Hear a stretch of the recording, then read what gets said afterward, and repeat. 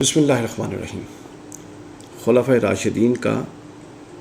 منہج اجتہاد اور عصر حاضر میں اس سے افادیت کی صورتیں۔ اس ضمن میں آج ہم جس موضوع پر بات کریں گے وہ ہے حضور نبی اکرم صلی اللہ علیہ وسلم کی جو شان تھی اجتہاد کی، آپ کا بطور مجتہد آپ کا جو منصب تھا، اس پر بات کریں گے۔ دیکھیے، امت میں جتنے اوصاف اور کمالات منتقل ہوتی ہیں وہ فیض نبوت کے طور پہ جاری و ساری ہوتی ہیں۔ ہر وہ چیز جو حضور علیہ الصلوۃ والسلام کو اللہ نے جامع بنا دیا ہر شے کا، تو حضور سے علم میں ہو، عمل میں ہو، روحانیت میں ہو، اخلاق میں ہو، وہ جو امت میں کسی کو کوئی کمال ملا وہ حضور کے فیض سے اور حضور علیہ السلام کے اس سے ملا۔ تو امت میں مجتہدین اور بڑے بڑے شاندار لوگ ہم جانتے ہیں، کیا انہوں نے علمی کام کیے ہم سب جانتے ہیں۔ تو یہ کیسے ممکن تھا کہ جس نبی کی تعلیمات کی اتباع میں اور جس نبی سے وارفتگی کا تعلق رکھ کر انہوں نے اتنے عظیم الشان کام کیے، اس نبی کا اپنا دامن اس شاندار حوالے سے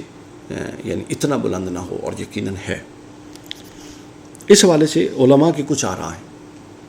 احناف کے نزدیک حضور اکرم صلی اللہ علیہ وسلم کو حکم الہی تھا کہ کوئی نیا واقعہ پیش آئے تو آپ وحی کا انتظار فرمائیں، یہ احناف کا موقف ہے۔ اور اگر وحی کا انتظار فرمائیں، وحی نہ آئے تو آپ اس میں اجتہاد فرمائیں۔ اس بات کو امام سرخسی نے، محمد بن احمد السرخسی نے اصول میں بیان کیا، اصول سرخسی، کہ حضور علیہ السلام کو یہ حکم تھا کہ کوئی مسئلہ پیش آئے تو آپ وحی کا انتظار فرمائیں، اور وحی نہ آئے تو پھر اجتہاد فرمائیں۔ اور اگر آپ کو اجتہاد کرنے کے بعد اس پر برقرار رکھا جائے، بعض معاملات ایسے ہوئے کہ اب حضور کے اجتہاد میں غلطی کا تو معاذ اللہ پہلو نہیں، لیکن صحیح اور اصح کا پہلو ہے، جس میں بعض اوقات اللہ تعالیٰ نے آپ کے اجتہادات کی اصلاح فرما دی۔ تو امام سرخسی فرماتے ہیں کہ اگر اس اجتہاد کو اب حضور علیہ الصلوۃ والسلام نے جو بھی فرمایا، اللہ نے اس کی اب کچھ ایسے امور تھے کہ اللہ تعالیٰ نے، چونکہ ظاہر حضور کے اوپر تو صرف اللہ ہے، حضور علیہ السلام کی تو اصلاح ہونی ہے تو اللہ نے کرنی، اور اس کے بعد ہر کوئی حضور علیہ السلام سے نیچے، اور ہر ایک کی اصلاح پھر حضور نے کرنی۔ تو اگر حضور علیہ الصلوۃ والسلام نے کچھ ایسا اجتہاد فرمایا تو اللہ تعالیٰ نے اگر جانا اور منشا الہی یہ ہوئی کہ اس میں کچھ ایڈیشن ہو جائے یا کچھ پہلو کی اصلاح ہو جائے تو وہ اللہ نے کر دیا، یعنی کوئی ایسا پہلو حضور کے ساتھ جوڑا نہیں ہے جو اعلیٰ ترین آخری حد تک کمال کے ساتھ وابستہ نہ ہو۔ امام سرخسی فرماتے ہیں کہ آپ کو اجتہاد کرنے کے بعد اس پر اگر اللہ برقرار رکھے، یعنی حضور کی شان نہیں ہے کہ حضور کو کسی یعنی غلط کا لفظ بھی شان کے خلاف ہے، یعنی کسی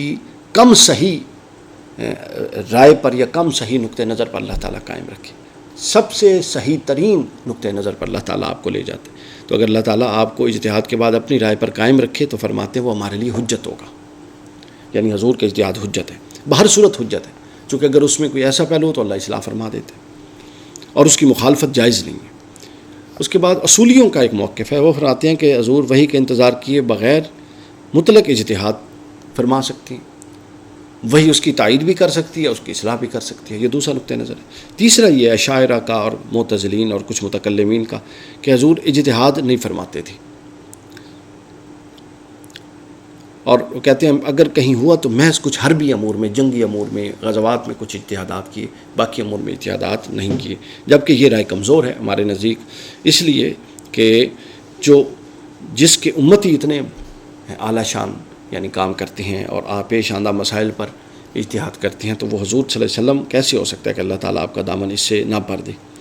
اور اگر یہ مان بھی لیا جائے ایک منٹ کے لیے for the sake of argument کہ حضور نے اجتہاد نہیں فرمایا، تو یہ نتیجہ نکلے گا کہ آپ کی حیثیت محض مبلغ کی ہے۔ حقیقت یہ ہے کہ جس صلاحیت سے علماء کو نوازا گیا، علماء کے پاس تو وہ صلاحیت فیض تھی نبوت کا، تو لہٰذا حضور پر بدرجہ اتم یہ ہونا ضروری ہے اور عقل کا تقاضا ہے۔ پھر علماء انبیاء کے بارے سے معروف روایت ہے،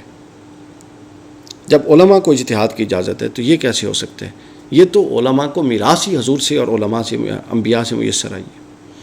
اور پھر ایک مشاہدے کی بات ہے، یہ ایک ایسی مشق، نبی کی شخصیت کو دیکھیں، یعنی نبی کو محض وحی کے آئینے میں نہ دیکھیں، وہ تو ایک ہے،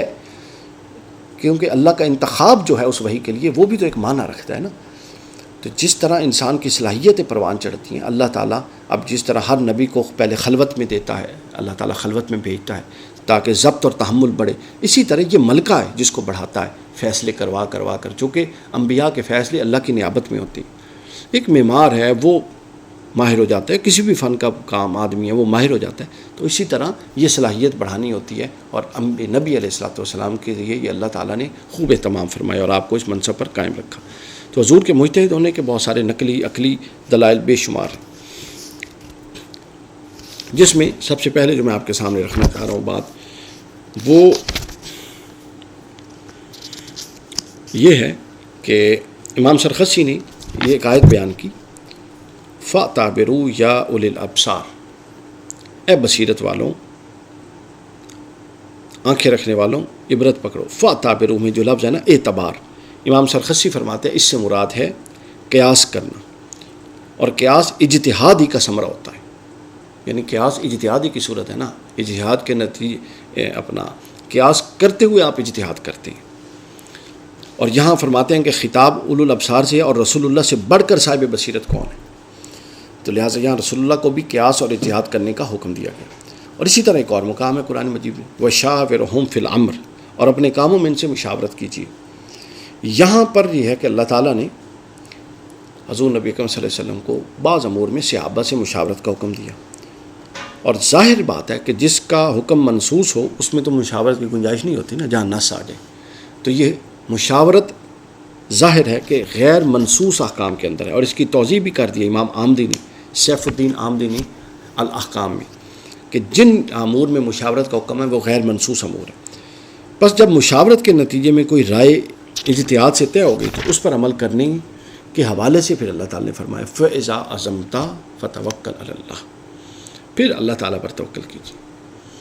حضور نبی صلی اللہ علیہ وسلم نے بہت سارے امور میں اجتہاد فرمایا، جن میں جنگی امور ہیں، دنیاوی امور ہیں، اور قضایا سے متعلق اجتہادات ہیں، شرعی امور سے متعلق اجتہادات ہیں، پھر حکومتی نظم و ضبط، سیاست شرعیہ جسے کہتے ہیں، اس سے متعلق اجتہادات ہیں۔ پھر یہ بیان کر کے پھر ہم اس پر آئیں گے کہ حضور کا منہج اجتہاد کیا تھا، تاکہ یہ والی پھر بحث ہم یہاں پر اس کو انشاءاللہ ختم کریں گے۔ اس کے بعد پھر ہم براہ راست خلفائے راشدین کے، پھر صحابہ کرام کا عہد نبوت میں جو اجتہاد تھے، پھر اس پر بات کریں گے انشاءاللہ۔